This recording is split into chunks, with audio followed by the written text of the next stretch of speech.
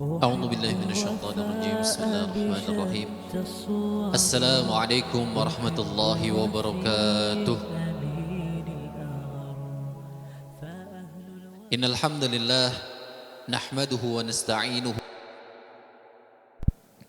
ونعوذ بالله من شرور أنفسنا ومن سيئات أعمالنا من يهده الله فلا مضل له ومن يضلل فلا هادي له أشهد أن لا إله إلا الله وحده لا شريك له وأشهد أن محمدا عبده ورسوله اللهم صل وسلم على نبينا وحبيبنا محمد وعلى آله وأصحابه ومن سار على نهجه إلى يوم الدين رب اشرح لي صدري ويسر لي أمري واحلل عقدة من لساني يفقهوا قولي اللهم لا سهل إلا ما جعلته سهلا وأنت تجعل الحزن إذا شئت سهلا أما بعد يقول تبارك وتعالى في القرآن الكريم بعد أن أعوذ بالله من الشيطان الرجيم بسم الله الرحمن الرحيم يا أيها الذين آمنوا اتقوا الله حق تقاته ولا تموتن إلا وأنتم مسلمون وقال يا أيها الذين آمنوا اتقوا الله ولتنظر نفس ما قدمت لغد واتقوا الله إن الله خبير بما تعملون وقال تعالى يا قوم ادخلوا الأرض المقدسة التي كتب الله لكم ولا ترتدوا على أدباركم فتنقلبوا خاسرين. Jamaah kajian Ahad pagi Masjid Waliden yang semoga senantiasa dirahmati dan diberkahi Allah Subhanahu wa taala. Alhamdulillahirabbil alamin. Segala puji bagi Allah Subhanahu wa taala atas segala limpahan nikmat dan karunia-Nya kepada kita semuanya, sehingga di waktu yang mulia ini, di awal waktu kita memulai aktivitas di pagi yang baik ini, Allah Subhanahu wa taala mudahkan langkah kita untuk menggapai mencari ridhonya Allah Subhanahu wa taala tanpa adanya halangan.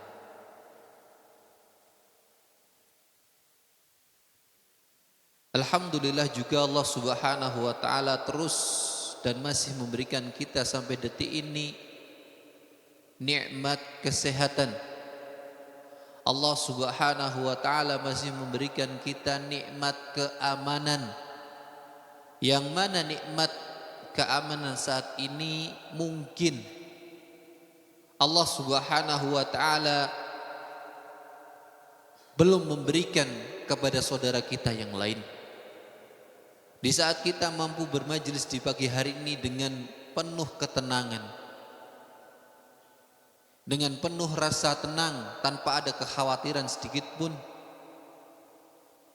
kita mendengar, kita melihat, kita menyaksikan saudara sana, saudara-saudara kita di penjuru dunia, di belahan dunia, khususnya di Palestina, terkhusus lagi di Gaza, bagaimana dari waktu ke waktu mereka terus dihantui dengan ketakutan. Di saat orang-orang keluar dari rumahnya untuk mencari, memenuhi kebutuhan mereka, mereka keluar dari rumah mereka dengan penuh rasa ketakutan untuk mencari tempat perlindungan. Di saat kaum muslimin yang lain, Allah Subhanahu wa taala mudahkan mereka untuk memenuhi hajat makan minum mereka. Saudara-saudara kita harus rela antri 5 jam, 8 jam untuk mendapatkan satu kantong roti, dan itu pun taruhannya nyawa. Bukan roti yang mereka bawa pulang ke rumah, tetapi jasad yang dibawa kembali ke keluarga mereka. Maka ini adalah nikmat-nikmat yang Allah Subhanahu wa taala terus berikan kepada kita maka marilah terus kita jaga, kita bina nikmat tersebut, sehingga Allah Subhanahu wa taala akan terus menambahkan dengan kenikmatan-kenikmatan yang lain. Kemudian salat dan salam kita haturkan kepada sauri tauladan kita, junjungan Nabi kita Nabi Muhammad sallallahu alaihi wasallam, yang telah memberikan sebaik-baik petunjuk kepada umatnya, sehingga kita mengharapkan menjadi umatnya Nabi Muhammad sallallahu alaihi wasallam yang kelak mendapatkan syafaat dari beliau. Amin ya rabbal alamin. Para jamaah pengajian Ahad pagi yang dirahmati Allah Subhanahu wa taala, bapak-bapak, ibu-ibu sekalian dirahmati Allah Subhanahu wa taala.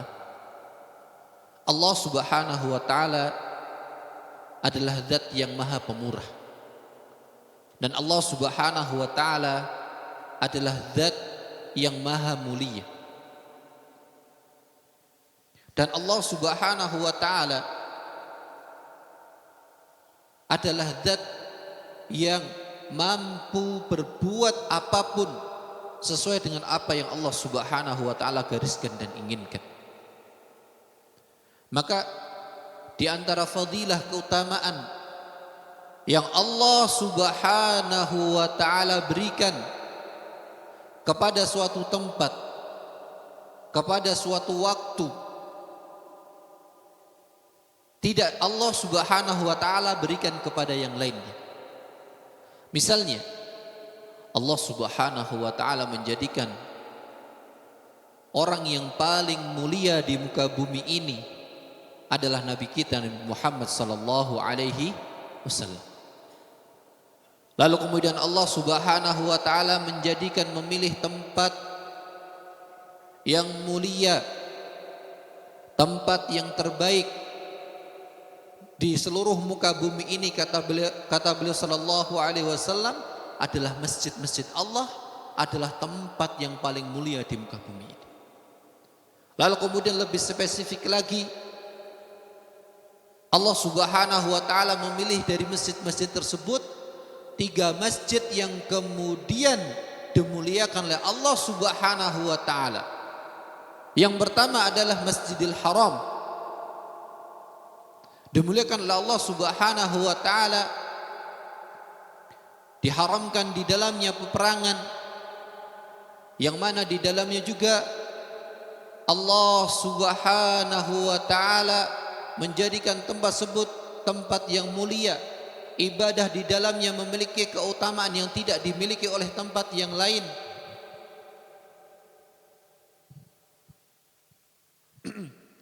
Kemudian juga bagaimana kalau kita melihat bahasanya Allah Subhanahu wa taala menjadikan Masjidil Haram sesuai dengan namanya, yaitu Al-Haram. Di situ Allah Subhanahu wa taala sebagaimana kita katakan adalah tempat yang di dalamnya Allah Subhanahu wa taala haramkan peperangan di dalamnya, penumpahan darah di dalamnya.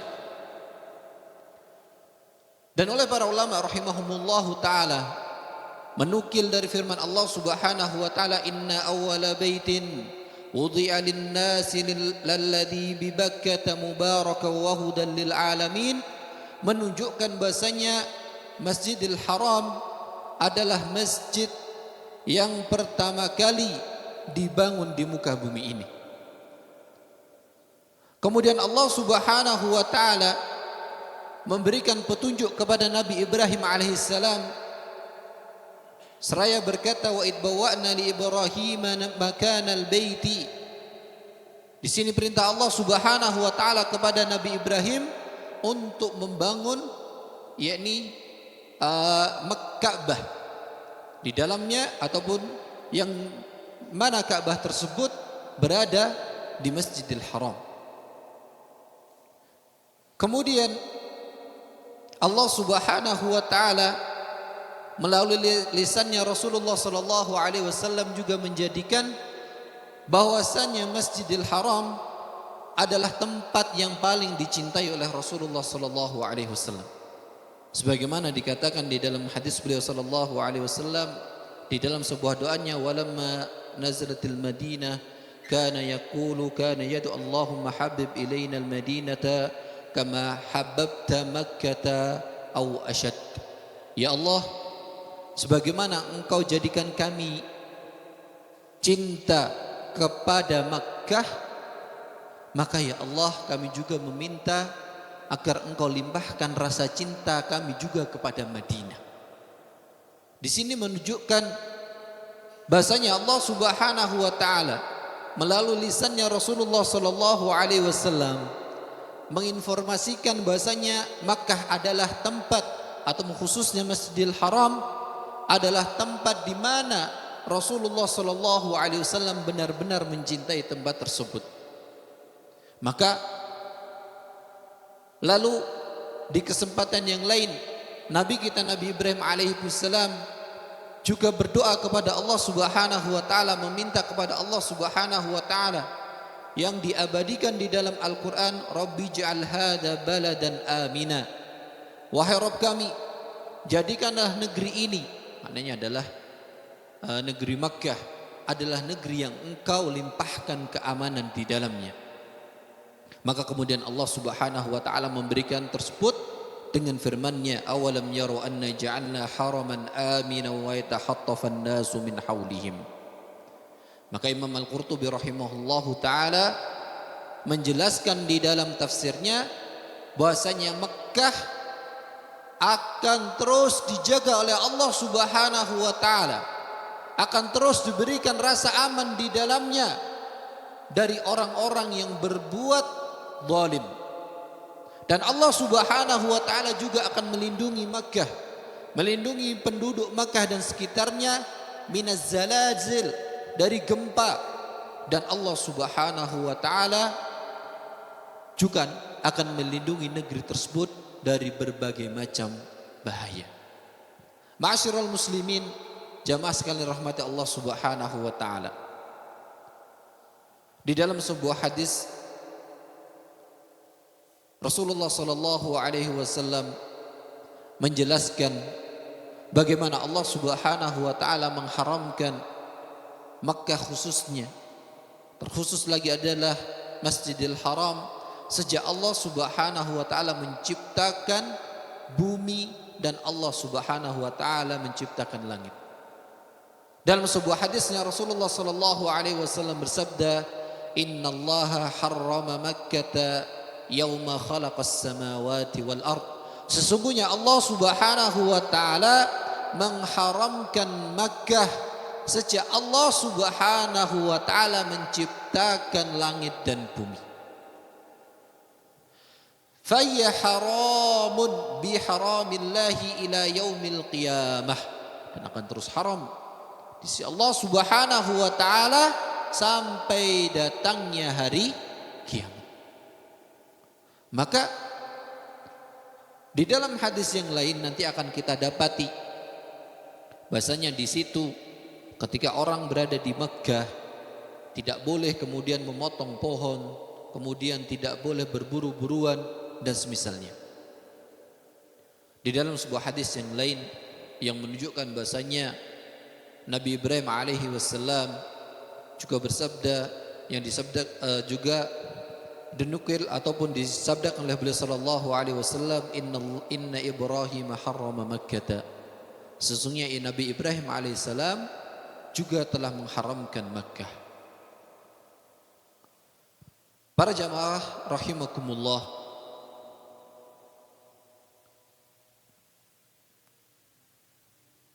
bukan hanya manusia yang Allah Subhanahu wa taala lindungi, bukan hanya orang-orangnya saja yang Allah Subhanahu wa taala berikan rasa aman, sampai hewan-hewan yang di dalamnya pun, yang hidup di dalamnya pun akan merasa aman. Pepohonan yang ada di sana pun akan merasa aman. Maka di dalam sebuah hadisnya beliau sallallahu alaihi wasallam bersabda, la yakhtali khalaha wa la ya'dud syajaraha wa la yunaqqaru sayduha wa la yultaqatu luqtatuha illa limu'arrifin. Jadi tidak boleh seseorang itu untuk memotong pohonnya, kemudian dia tidak boleh berburu hewannya, kemudian juga tidak boleh mengambil barang luqatah temuan di situ, kecuali memang dia sudah tahu milik siapa kemudian diberikan kepada pemiliknya. Maka di dalam hadis yang lain Rasulullah sallallahu alaihi wasallam bersabda, inna dima'akum wa amwalakum wa a'radakum alaikum haramun ka hurmati yaumikum hada fi baladikum hada fi syahrikum hada. Sesungguhnya Allah Subhanahu wa taala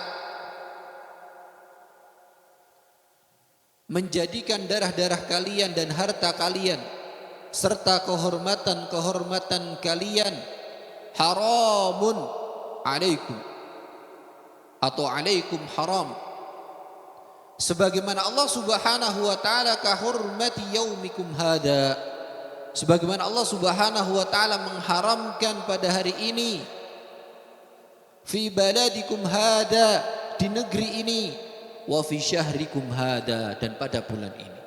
Ini menunjukkan semuanya ma'asyiral muslimin, bagaimana Allah Subhanahu wa taala memuliakan tempat tersebut, bagaimana Allah Subhanahu wa taala memuliakan ibadah di dalamnya.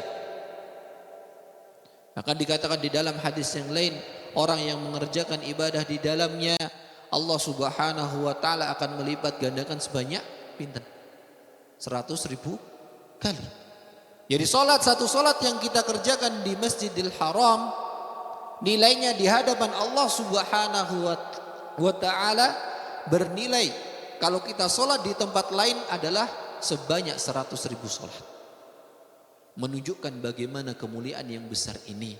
Semoga Allah Subhanahu wa taala memberikan kita rahmat, memberikan kita rezeki untuk bisa berziarah mengunjungi Baitullah Al-Haram. Amin ya rabbal alamin.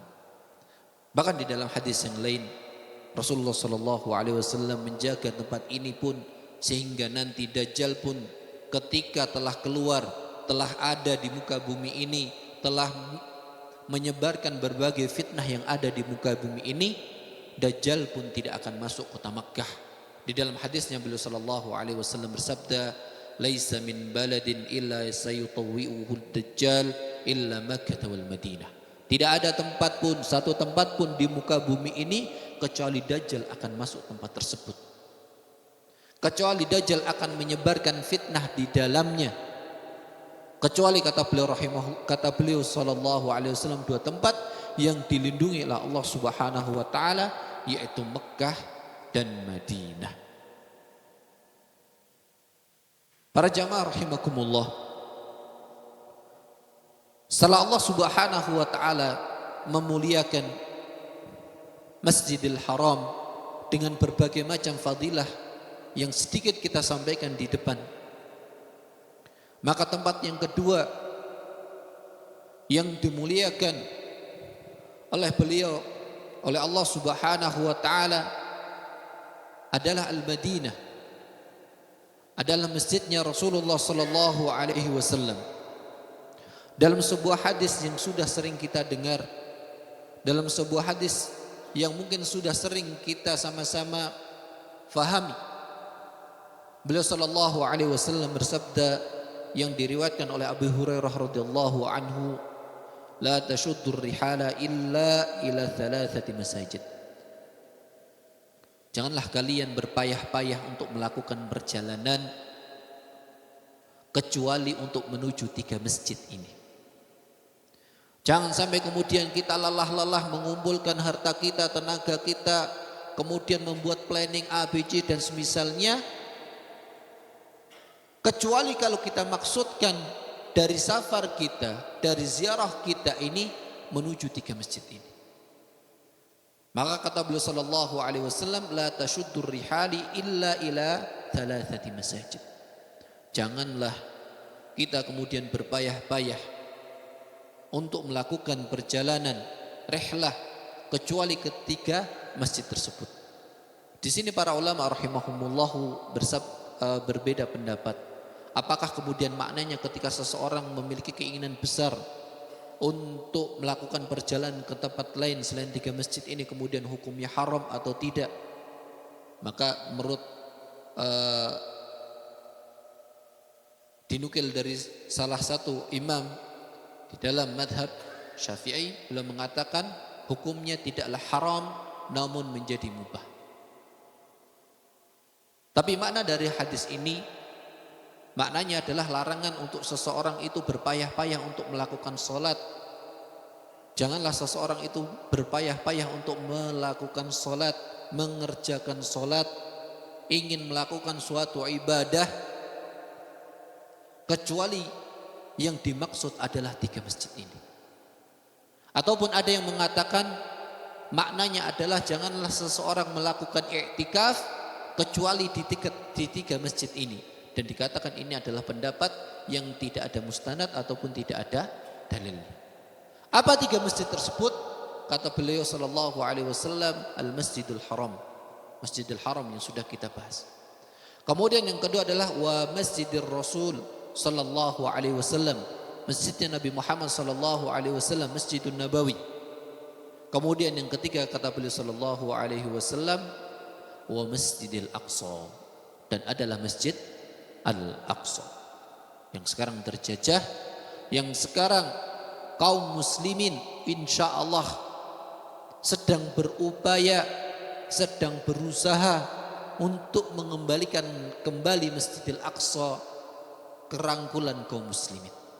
Maka sedikit ketika kita berbicara tentang Masjidin Nabawi, di antara fadilah keutamaan Masjidin Nabawi, yang pertama adalah masjid ini dibangun ala assasit taqwa, berdasarkan pondasi ketakwaan kepada Allah Subhanahu wa taala. Sebagaimana firman Allah Subhanahu wa taala, la takum fihi abadan la masjidun ussisa ala taqwa min awwali yawmin ahaqqu an taquma fihi rijalun yuhibbuna ay yatatahharu wallahu yuhibbul mutahhirin. Kemudian yang kedua, bahasanya orang yang mengerjakan salat di Masjidin Nabawi sepadan dengan orang yang mengerjakan 1000 salat di tempat yang lain. Kata beliau sallallahu alaihi wasallam, salatu fi masjidi hada afdalu min alfi salatin fi ma siwahu. Sesungguhnya salat orang yang mengerjakan salat di masjidku ini, maknanya adalah Masjidin Nabawi, afdalu min alfi salah, lebih mulia, lebih utama 1000 kali daripada dia mengerjakan salat di tempat yang lain. Illal Masjidil Haram, kecuali Masjidil Haram. Karena kita katakan tadi di awal bahasanya orang yang mengerjakan salat di Masjidil Haram, dia sepadan dengan orang yang mengerjakan salat di tempat lain sebanyak 100.000 kali. Kalau di Madinah, di Masjid Nabawi itu adalah sebanyak 1000 kali. Kemudian di antara keistimewaan Masjidil An-Nabawi, di sana Rasulullah sallallahu alaihi wasallam sendirilah yang bahu membahu untuk membangun masjid tersebut bersama para sahabat ridwanullah taala alaihim. Ma'asyiral muslimin, para jamaah rahmati Allah Subhanahu wa taala. Lalu yang ketiga, dan ini yang akan sedikit panjang kita berbicara, adalah kita akan berbicara tentang masalah Masjidil Aqsa, tentang Masjid Al-Aqsa. Oleh Allah Subhanahu wa taala,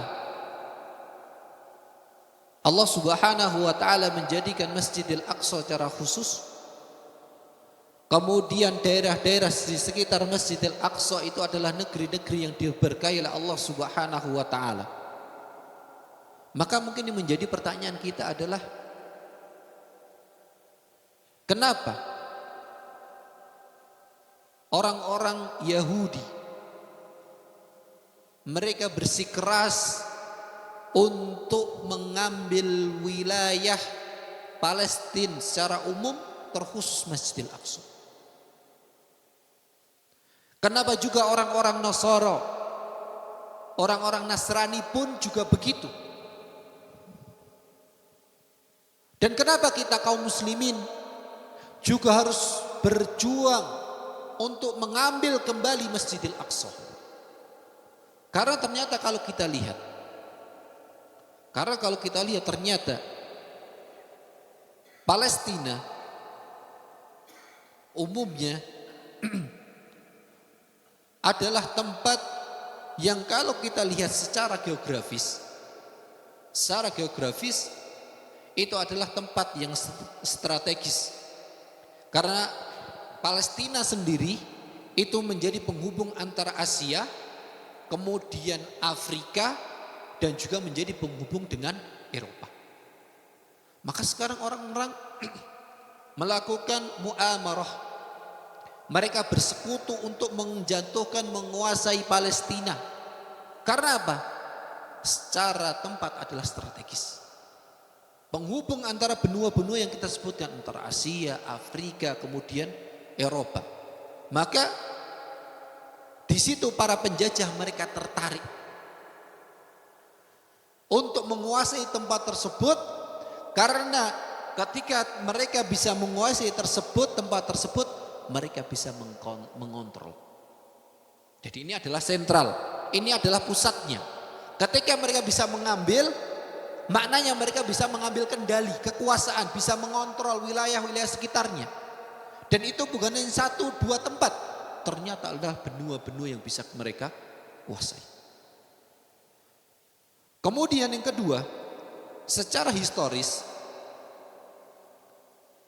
bahasanya Palestina sendiri,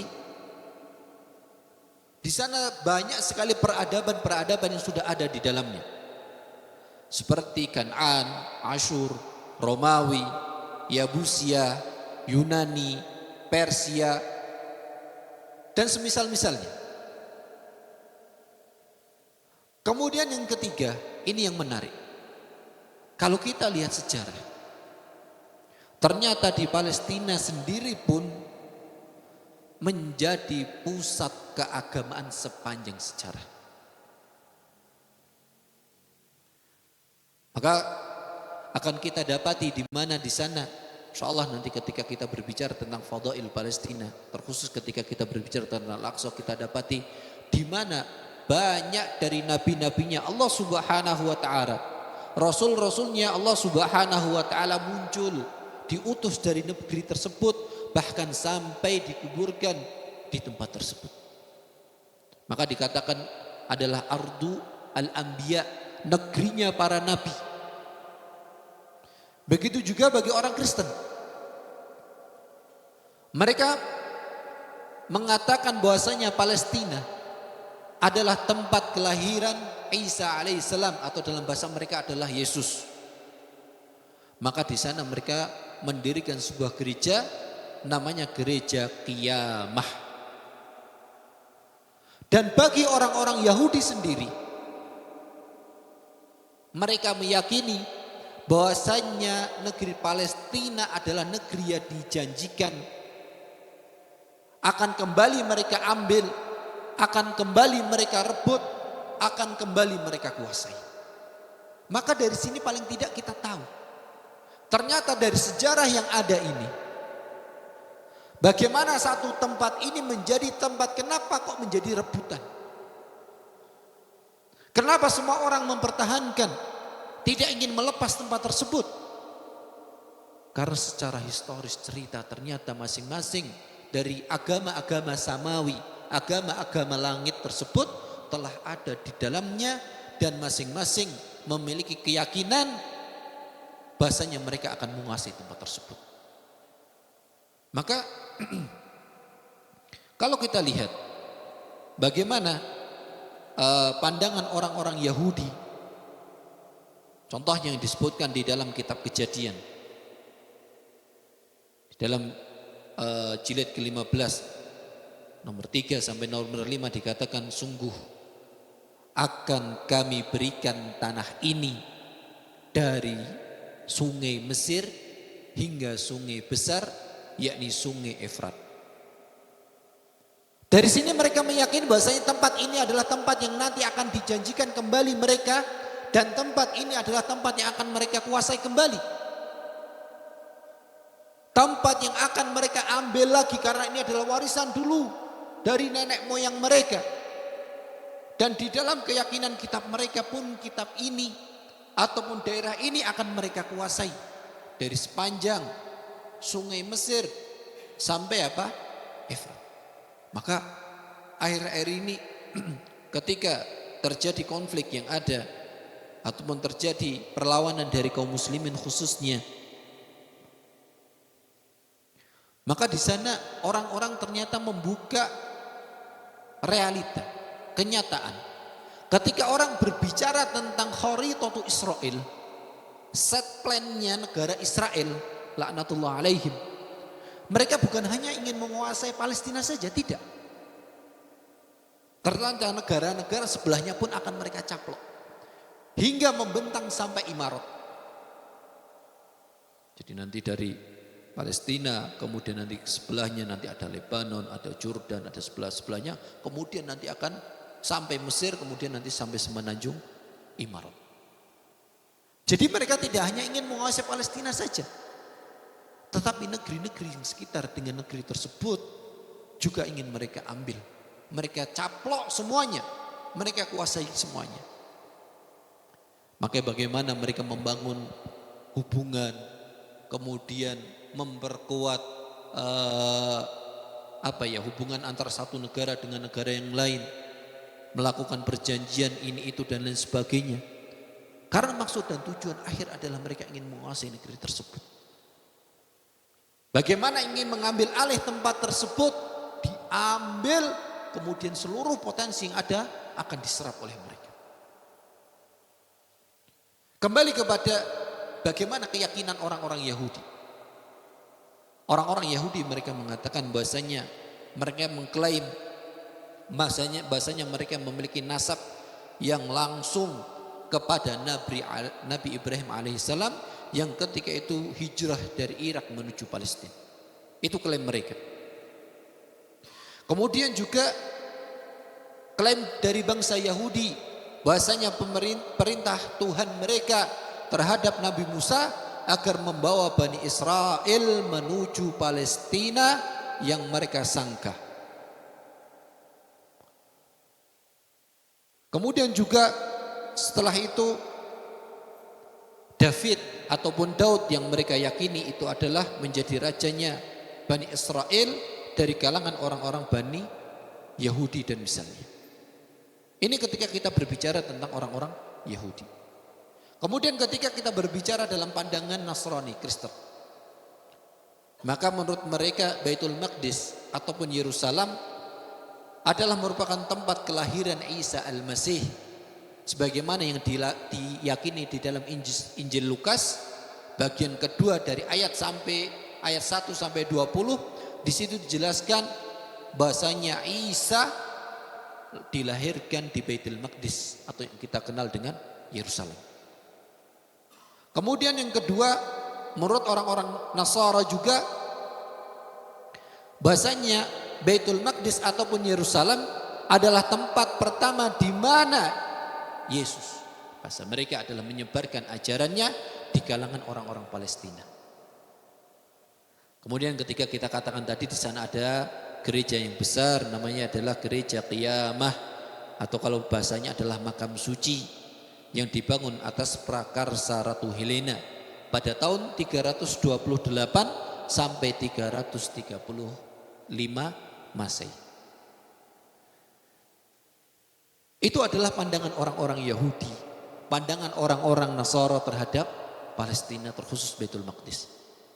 Maka sekali lagi kita katakan mereka memiliki dalih, mereka memiliki alasan latar belakang mereka mempertahankan Baitul Maqdis. Kenapa mereka harus menguasai tempat tersebut? Kenapa tempat tersebut harus mereka miliki? Kenapa tidak dibagi-bagi saja contohnya? Ini kalau bahasanya separon baiklah penak. Ini kuis sepertelon. Tidak gitu. Karena masing-masing dari mereka sebagaimana kita katakan tadi, kita katakan sudah memiliki keyakinan, keimanan bahasanya mereka yang berhak atas tempat tersebut. Maka kemudian bagaimana kita sebagai seorang muslim? Bagaimana sikap kita, pandangan kaum muslimin, pandangan Islam terhadap Palestina? Pandangan kita terhadap Baitul Maqdis khususnya. Allah Subhanahu wa taala ketika memperjalankan Rasulullah sallallahu alaihi wasallam dalam kejadian Isra Mi'raj, dan insyaallah ini sudah kejadian yang insyaallah semuanya sudah hafal, sudah tahu bagaimana di situ Allah Subhanahu wa taala memperjalankan nabinya Nabi Muhammad dari Mekah, kemudian finishnya di Masjidil Aqsa. Lalu setelah itu Allah Subhanahu wa taala mengangkat Rasulullah sallallahu alaihi wasallam sampai langit ketujuh. Allah abadikan di dalam surat Al-Isra, subhanalladzi asra bi 'abdihi lailan minal masjidil haram ilal masjidil aqsa alladzi barakna haulahu. Maksudnya Allah Subhanahu wa taala yang telah memperjalankan bi 'abdihi hambanya lailan di waktu malam hari minal masjidil haram, dari Masjidil Haram menuju Masjidil Aqsa alladzi barakna haulahu, yang mana Masjidil Aqsa adalah tempat yang kami barokahi. Tidak hanya itu saja, ternyata wilayah-wilayah sekitar Masjidil Aqsa pun adalah wilayah yang diberkahi oleh Allah Subhanahu wa taala.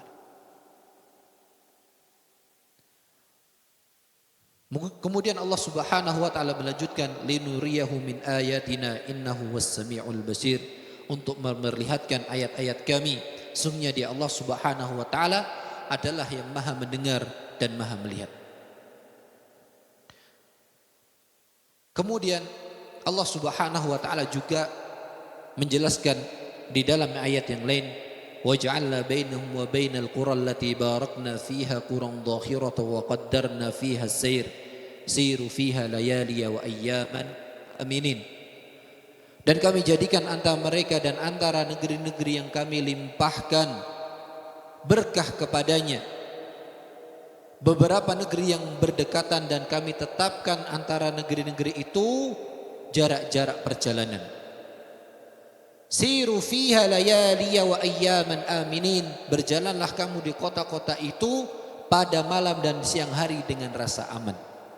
Maka di sini para ulama tafsir rahimahullahu taala mengatakan yang disebut dengan negeri yang telah kami berkahi dalam surat Al-Isra tadi maknanya adalah negeri Syam. Adalah negeri Syam. Kalau sekarang kita berbicara tentang negeri Syam, di mana negeri Syam itu hari ini? Jadi dulu sebelum adanya kaum muslimin ini dipecah-pecah wilayahnya, kemudian dibatasi dengan perjanjian internasionalnya. Di sana ternyata dulu ada satu daerah namanya adalah Asyam. Yang hari ini kalau kita lihat negeri tersebut itu adalah, pertama adalah Palestina, kemudian di situ ada Yordania, kemudian di situ juga ada Syria, Suriah, kemudian di situ juga ada apa? Lebanon. Kurang lebih 4 negara ini. Itulah yang dulu disebut dengan Syam ataupun Ardu Syam, yang oleh Rasulullah sallallahu alaihi wasallam sendiri pun didoakan dengan keberkahan di dalamnya. Dan oleh Allah Subhanahu wa taala sendiri pun dijadikan bahwasanya negeri tersebut adalah negeri yang diberkahi oleh Allah Subhanahu wa taala. Maka di dalam sebuah hadisnya yang diriwayatkan oleh Ibnu Umar radhiyallahu taala anhu, bahwasanya beliau sallallahu alaihi wasallam suatu ketika pernah berdoa kepada Allah Subhanahu wa taala seraya bersabda, ya Allah, berikanlah keberkahan bagi kami. Ya Allah, berikanlah keberkahan kepada negeri Syam. Ya Allah, berikanlah keberkahan kepada negeri Yaman. Inilah doa yang langsung dipanjatkan oleh Allah Rasulullah sallallahu alaihi wasallam, meminta keberkahan untuk beliau dan umatnya ketika itu para sahabat, meminta keberkahan untuk beliau dan umatnya, para pengikutnya. Kemudian juga berdoa agar memberikan keberkahan kepada negeri Syam, kemudian kepada negeri Yaman. Kemudian juga utamanya Baitul Maqdis adalah tempat yang disucikan oleh Allah Subhanahu wa taala. Dari sejarah-sejarah yang kita lihat bagaimana di dalam Isra Mi'raj tersebut nanti Rasulullah sallallahu alaihi wasallam akan menjadi imam ataupun mengimami para anbiya yang lainnya dan semisal-semisalnya. Maka ketika kita berbicara tentang Palestina, ma'asyiral muslimin rahimani wa rahimakumullah, yang pertama, sebagaimana kita katakan di atas, negeri Palestina adalah negeri yang disucikan. Berdasarkan firman Allah Subhanahu wa taala, ya qaumi dukhulul al-ardal muqaddasata allati kataballahu lakum wa la tartaddu ala adbarikum fatanqalibu khasirin. Wahai kaumku, udkhulul ardal muqaddasata, masuklah kalian ke negeri yang, ke tanah yang telah disucikan. Maknanya adalah Palestina yang telah ditentukan Allah Subhanahu wa taala bagi kalian. Wala tartaddu, dan janganlah kalian berbalik ke belakang. Maksudnya adalah meninggalkan negeri tersebut. Wala tartaddu ala adbarikum fatanqalibu khasirin, karena nanti kamu akan menjadi orang-orang yang rugi. Di sini menunjukkan bagaimana Allah Subhanahu wa taala mensucikan, memuliakan tempat tersebut. Ditambah lagi sebagaimana kita isyaratkan di awal, di mana negeri ini pun negerinya warisan para nabi. Sebab banyak nabi dilahirkan di tempat tersebut, tumbuh, berdakwah hingga wafat dikuburkan tempat tersebut. Di antaranya adalah Nabi Isa, Nabi Dawud, Nabi Sulaiman, Nabi Ibrahim, Nabi Lut, Nabi Ishak, Nabi Yakub, Nabi Yusuf, dan Nabi Musa alaihi wassalam. Mereka adalah para nabi-nabi yang Allah Subhanahu wa taala pilihkan untuk menempati tempat tersebut. Nabi-nabi yang Allah Subhanahu wa taala jadikan tempat tersebut lebih semakin barokah dengan hadirnya dan munculnya mereka dari tempat tersebut. Dan lebih daripada itu, kaum muslimin rahimani wa rahimakumullah, kita juga harus memahami bagaimana Masjidil Aqsa ini adalah kiblat pertama kaum muslimin. Bagaimana dikatakan Allah Subhanahu wa taala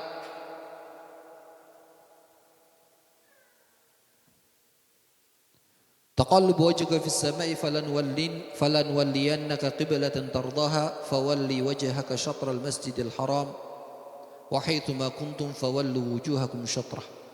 Di mana di sini perintah dari Allah Subhanahu wa taala ketika itu pada salat zuhur. Nah, turun ayat ini, lalu kaum muslimin ketika mendengar ayat ini sampai kepada mereka ayat ini, lalu mereka berbalik arah, yang mereka awalnya salatnya kiblatnya adalah Masjidil Aqsa, kemudian bergeser menuju Masjidil Haram. Dan dikatakan Rasulullah sallallahu alaihi wasallam salat menuju Baitul Maqdis itu selama 16 bulan. Selama 16 bulan, lalu kemudian perintah dari Allah Subhanahu wa taala untuk merubah kiblat menghadap dari Baitul Maqdis menuju Masjidil Haram. Kemudian Allah Subhanahu wa taala menjelaskan di dalam surat Al-Anbiya juga, Allah katakan wa najjaynahu wa lutan ilal ardil lati barakna fiha. Dan di dalam ayat yang lain Allah Subhanahu wa taala menjelaskan bagaimana Allah Subhanahu wa taala menyelamatkan Nabi Lut dan juga Nabi Ibrahim alaihi wasallam. Allah Subhanahu wa taala selamatkan mereka dari ancaman kaumnya, dari ancaman yang mereka terima dari kaumnya, sehingga Allah Subhanahu wa taala selamatkan mereka sampai ke negeri yang diberkahi Allah Subhanahu wa taala, yaitu negeri Palestina. Di dalam sebuah hadis yang lain, Rasulullah sallallahu alaihi wasallam bersabda yang menunjukkan bahasanya Masjidil Aqsa adalah masjid yang kedua yang dibangun di muka bumi ini. Jadi masjid yang pertama dibangun itu adalah Masjidil Haram. Kemudian masjid yang kedua itu dibangun adalah Masjidil Aqsa.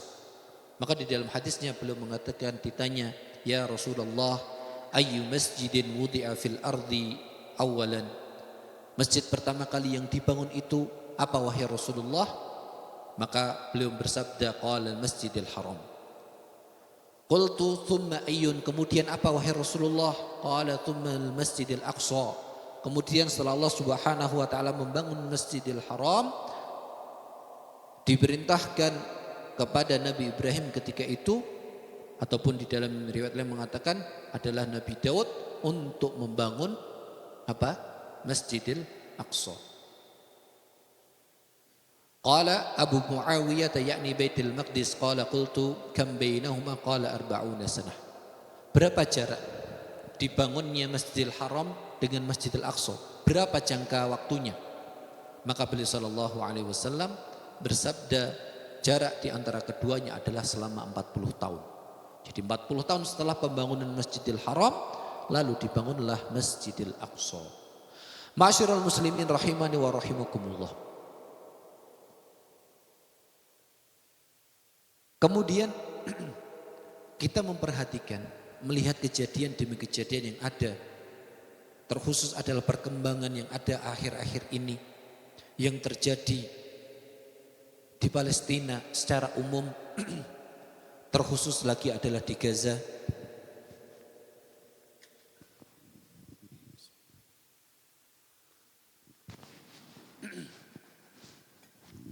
Kita melihat dan kita menyaksikan, karena konflik yang terjadi di Palestina itu bukan hanya di Gaza saja, tapi hampir semua wilayah di Palestina sedang konflik dengan mereka. Tidak hanya Gaza saja, meskipun sentralnya, pusatnya yang kita lihat hari ini yang terus dihabisi, dibombardir, dirudal, jatuh bom dari waktu ke waktu. Bahkan bahasa mereka adalah ingin diratakan dengan tanah adalah Gaza. Tetapi yang menarik, kenapa penduduk Palestina mereka tidak mau mundur sejengkal saja dari negerinya? Terkhusus, kenapa mereka tidak mau meninggalkan Gaza? Gaza itu kalau kita lihat wilayahnya itu kecil, sempit, tetapi padat penduduk. Dikatakan bahasa penduduk Gaza itu kurang lebih 2 juta. 2 juta masyarakat, populasinya sekitar 2 juta. Kemudian lebarnya Gaza itu kurang lebih cuma 350.000 kilometer. Tidak luas. Tidak luas. Kecil wilayahnya. Tetapi penduduknya padat, karena mereka tidak ingin meninggalkan negeri tersebut, tempat tersebut. Maka kalau kita lihat bagaimana mereka kaum muslimin, mereka mempertahankan tanah kelahiran mereka, mempertahankan negerinya para anbiya, negerinya warisan para nabi ini.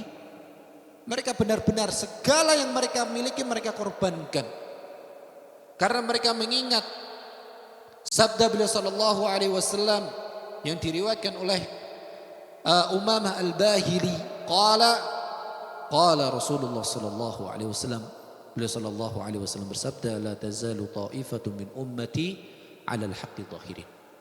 Akan terus ada segolongan dari umatku yang mereka berdiri di atas kebenaran.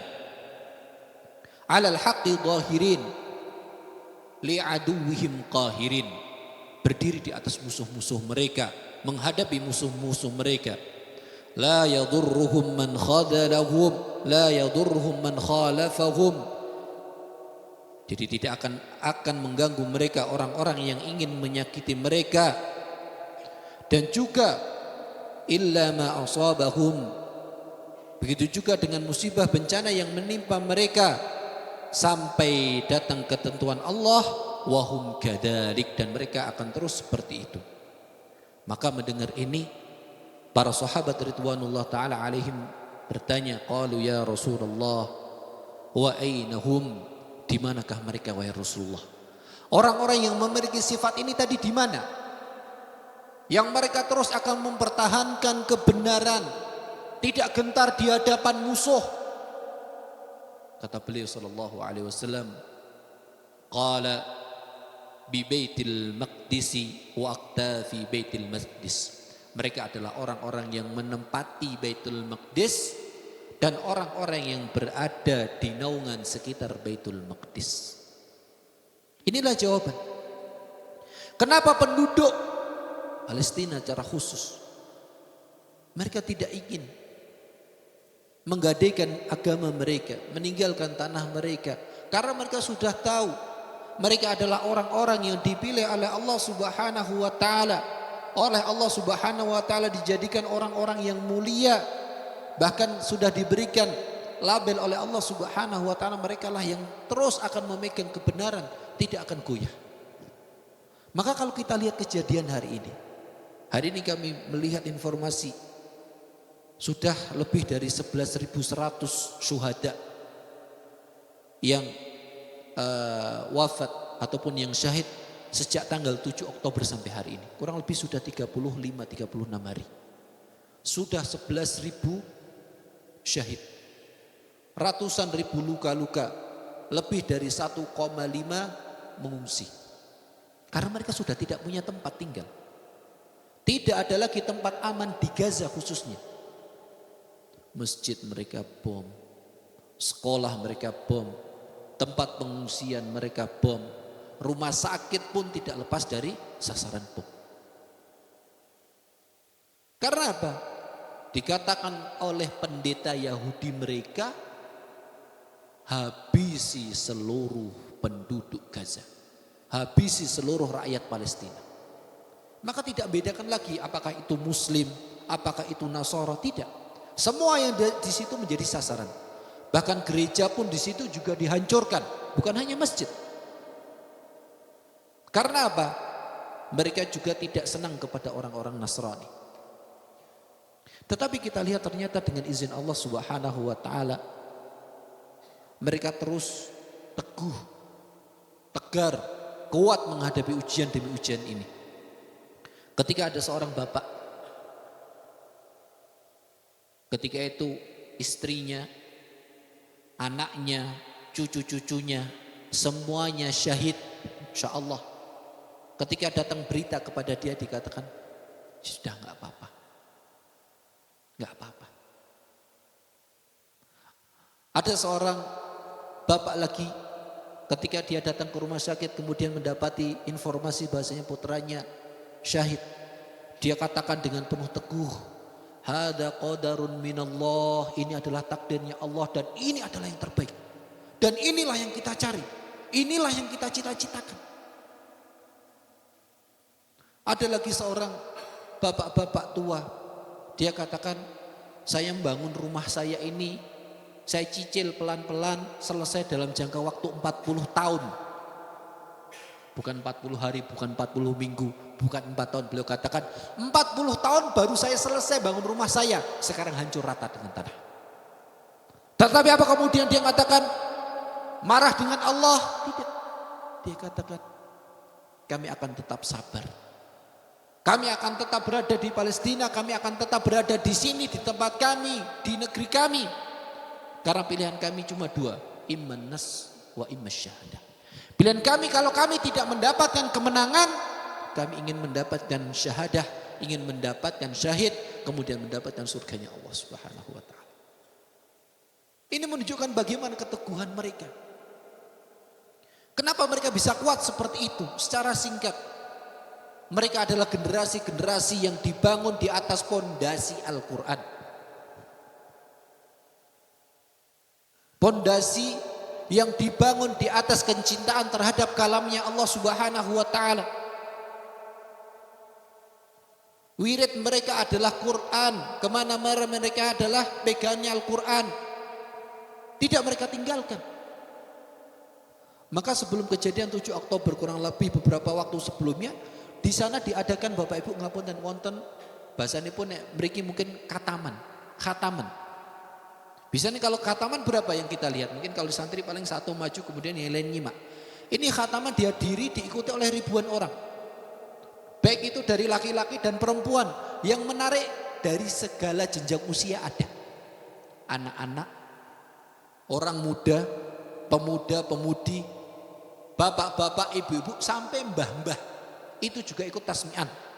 Tasmi'an bukan boten tilawah gitu. Jadi tasmi'an mendengarkan, memperdengarkan hafalan dia 30 juz dalam sekali majelis. Ini menjadikan rakyat itu kuat. Ibu-ibu wonten, ada ibu-ibu dia sambil gendong bayi kecilnya sambil dia setoran. Ada mbah-mbah ketika itu usianya mungkin sudah sekitar 70-an atau 80-an. Ikut juga dengan acara tersebut. Bisa menyelesaikan khataman 30 juz. Dan itu biasa bagi mereka. Maka dengan ujian-ujian yang sebesar ini pun mereka tetap teguh, sabar. Mereka tidak gentar dengan itu semua. Iya, takut ada. Apalagi sekarang makanan sudah tidak masuk, air sudah diputus, listrik tidak ada, kemudian internet pun juga diputus. Ingin memang bagaimana Israel laknatullah alaihim itu ingin bagaimana Gaza itu dihabisi, kemudian dunia tidak mengetahui apa yang terjadi di sana. Tetapi Bapak Ibu sekalian rahmati Allah Subhanahu wa taala, ternyata Allah Subhanahu wa taala berkehendak lain. Dengan kejadian akhir ini, Tufanul Aqsa ini, banyak orang-orang yang awalnya tidak pernah tahu apa itu Palestina, tidak pernah tahu apa itu Gaza. Yang terjadi, yang tahu mereka adalah orang-orang adalah teroris dan lain sebagainya. Tetapi ketika melihat kekejaman yang dilakukan oleh Zionis laknatullah alaihim, kemudian mereka apa? Akhirnya terbuka mata mereka. Banyak aktivis-aktivis non-muslim yang mereka bersuara, yang mereka memperjuangkan saudara-saudara kita di sana. Dan banyak orang-orang yang mereka yang hari ini mereka masih belum mendapatkan hidayah dari Allah Subhanahu wa taala. Dengan kejadian ini, dengan melihat bagaimana dari kejadian demi kejadian rakyat mengatakan alhamdulillah, alhamdulillah, masya Allah kami masih selamat, alhamdulillah saya masih hidup, alhamdulillah, dan sebagainya. Mereka tetap sabar, itu menjadikan orang-orang kafir mereka menjadi takjub dengan Islam. Akhirnya yang terjadi sekarang di barat terutama, banyak orang-orang kafir mereka berbondong-bondong borong Al-Quran untuk belajar Al-Quran. Jadi mereka belum bisa baca abatannya, belum, tapi yang mereka baca adalah terjemahan. Dari situ saja mereka sudah terharu. Oh, ternyata ini yang menjadikan mereka adalah orang-orang yang kuat. Ini yang menjadikan mereka adalah orang-orang yang teguh. Itu berita baiknya. Belum lagi ketika kita berbicara dengan kabar baik yang lain, ketika kita berbicara tentang apa yang sudah dilakukan oleh para mujahidin di sana. Dikatakan dalam rilisan terakhir oleh Abu Ubaidah selaku juru bicaranya Al-Qassam, beliau mengatakan sampai hari ini sudah lebih dari 160 tank yang sudah dihancurkan mujahidin.